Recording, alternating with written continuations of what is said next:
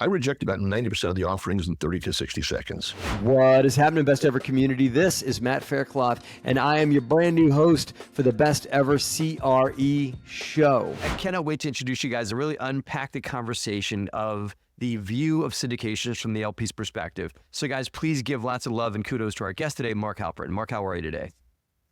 Hey, Matt, thank you so much. Marc is going to go through some of the ways that syndicators present deals just the wrong way, guys. And Marc's here to help us. He's not here to make fun of us. He's here to help us become better, even more efficient syndicators with deals. So Marc, really excited about this. Tell me a bit about what parttimeinvestors.com is, and then let's get into your list. Okay, yeah, sure. Thank you very much. And by the way, I'm certainly not here to bash sponsors. Quite the opposite. I really want you guys to do a better job of pitching me, because my personal deal flow right now is about 300 private placement offerings per year. So I get bombarded with a lot of stuff. I also lead a group of 57, right now it's 57 investors in the Triple D Mindset Club, which Triple D stands for Deep Due Diligence. And we screen projects together. So we have some pet peeves we're going to be talking about, but also the things that we need to do better, or things that you can do to really stand out as a sponsor. So just in general, yeah, I'm a chemist. I don't know if this is, if you can see in my background here, but I have 4 primary occupations. My first one is as a chemist. I've got more than 3 dozen breakthroughs in the field of phase transcatalysis, help companies save more than $200 million. And what I did is I took the thought processes from breakthrough R&D and I applied them to first single family home real estate investing, which I did for 11 years. And then once I became a accredited investor, I was able to graduate to truly passive LP investing, so that people like you can do all the work and people like me can just perform deep due diligence and watch the money flow in, or wait for capital calls, hopefully not.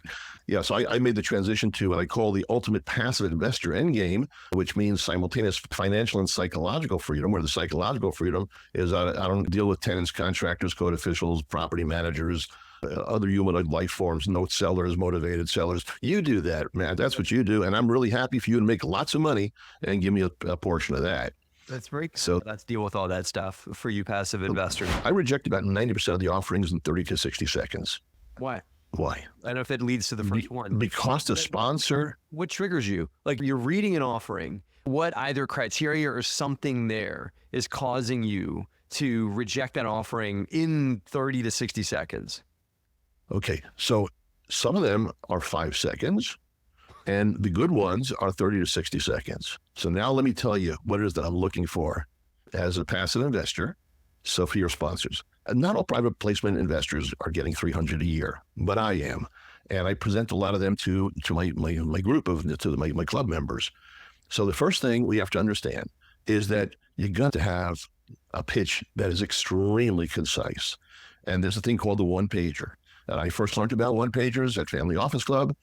And so the first thing out of the 5 or so things we'll talk about here today, I want to really emphasize the one pager. If you're a sponsor and you're trying to pitch me, let's say by email, and you don't have a one pager, or we're at a conference or a BDC or Best Ever conference, and you're trying to pitch me, then not only do you have to have your one-liner ready, which of course you do, but I'm going to be asking you, so you know what, send me the one pager. I said, no, let me explain. No, I don't want you to explain, because there are 1,000 people at the conference. I want to meet as many people as possible. I'm going to be talking about conferences later. That's going to be one of my top 5.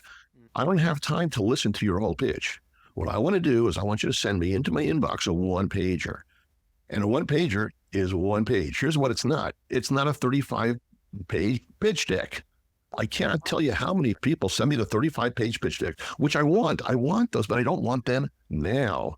I need the one pager because I'm looking for certain things. Don't force me to do an archaeological dig in your 35-page pitch deck so I could find the 5 or 6 pieces of information that I want. Just put them on one page. So here's the way, and I'm not going to promote my course, but I do have this course where I teach how to be best-in-class sponsors, and I show examples of best-in-class one-pagers.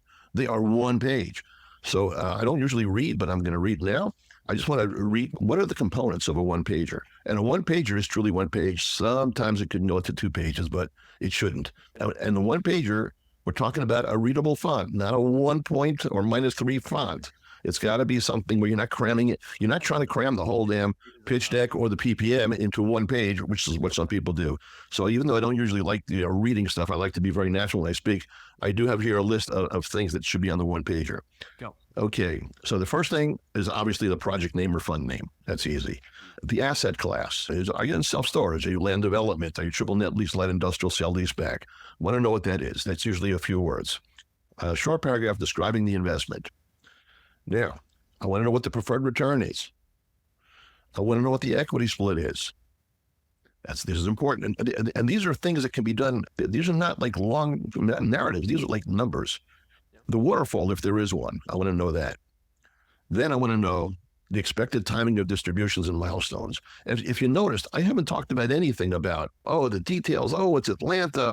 It's self-storage is the best thing. It's so recession resistant until there's, of course, dynamic pricing. I don't want to hear about all that stuff. I'm an investor. And even though I derive great self-actualization and intellectual stimulation from reading these PPMs and operating agreements and pitch decks, I'm actually investing money with the expectation of making money. So I want to hear some things that have to do with money.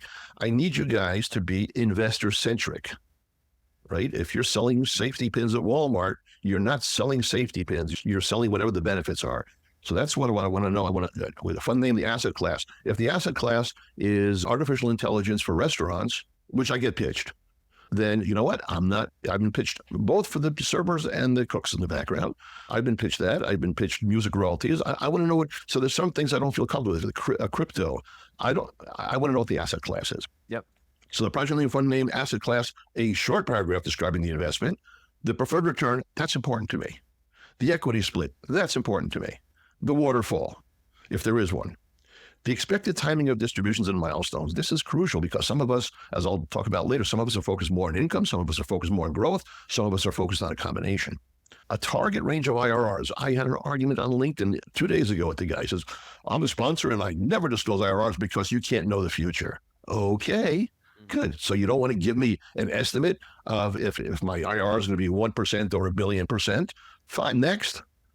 Give me a range. Give me an estimate of the target IRRs. And believe me, I will challenge every assumption that goes into the IRRs. We're just talking about the one page. We're talking about the first 60 seconds. I want to get an idea if this is for me or not.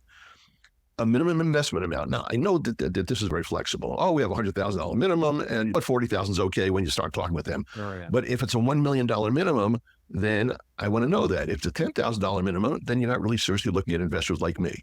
My typical checks are $50,000, $100,000, $150,000, $200,000, and $250,000. Those are my typical checks. I've done numbers in the middle, but let's say $100,000 is about right. So if you're saying $10,000, you're not really targeting people like me. But if you're targeting $1 million, why don't you take a $10,000 minimum? Because we're doing a raise soon, and we've thought about dropping the minimum all the way down to 10K just to make it available to more people. But my thought is, well, hey, if you want in, you can still invest. You can do that 150, 200K still at a 10K. Sure. Right? Yeah. Why would you take it seriously if the min was low? Yeah, that's a great question. If you're trying to open it up to more people, and I'm guessing at $10,000 minimum, you might even be a 506B, so you might be going for some non-accredited investors as well. Then that tells me you probably have a problem raising capital.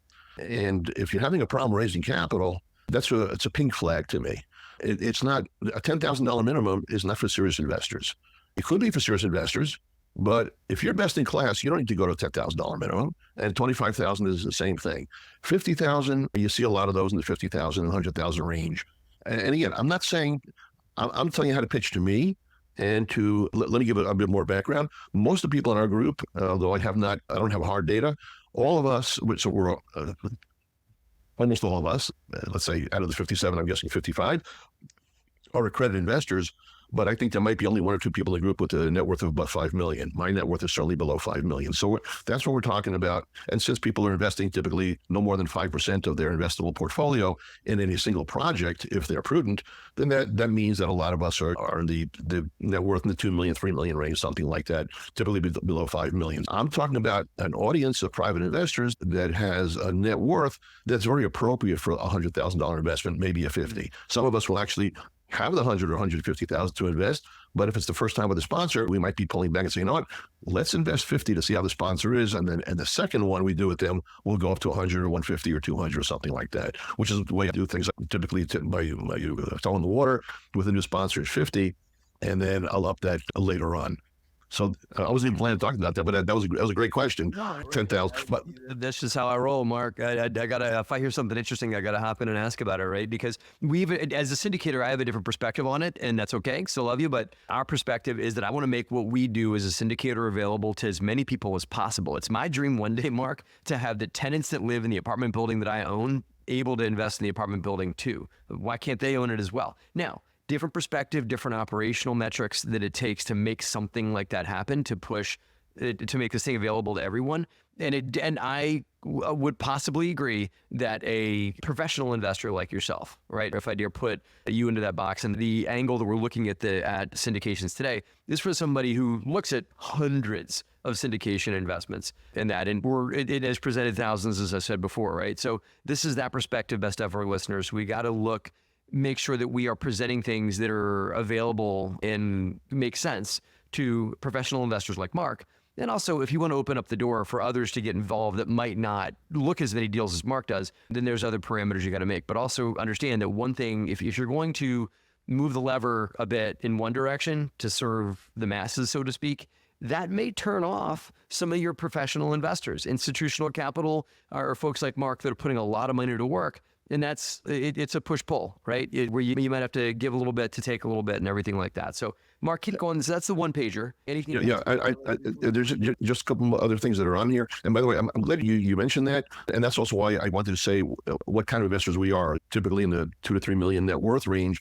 I go to Family Office Club. I've made friends with several billionaires actually, and people with net worths of 500 million, 200 million, and they don't want to have riffraff like me in there in the investment. So they'll put a 1 million minimum. I was pitched something on a yacht. It was a 5 million minimum. And now the 1 million minimum. So I've been in those. And what we do is we get a bunch of 10 of us together in our group, and we put 100,000 each. And then we get the 46% IRR deals, which I had one this year in 2024 that I already put it in. I put it in January. My 46% IRR actually came out by August. Now there's a special deal. This was not being published anywhere.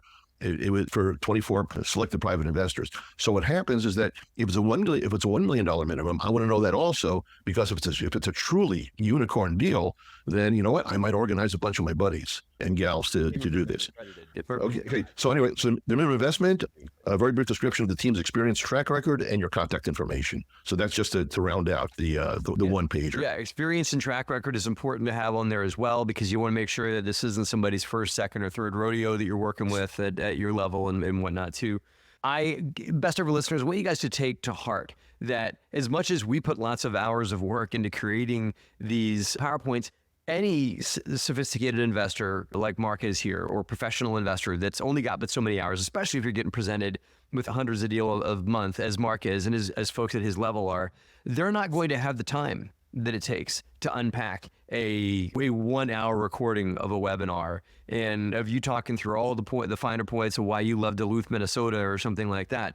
He might want to get to that point, but he's certainly going to want to filter out a lot of deals before he goes and invests an hour worth of his time to listen to your webinar.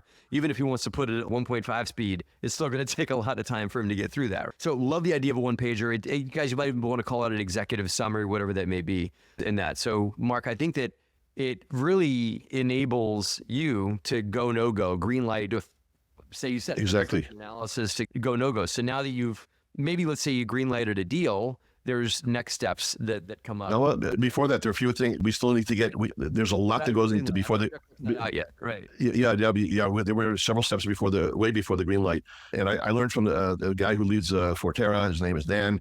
He actually came to one of my courses, presented as a sponsor, and I got the words from him: quick no, long yes. Quick no, long yes. So that's really important.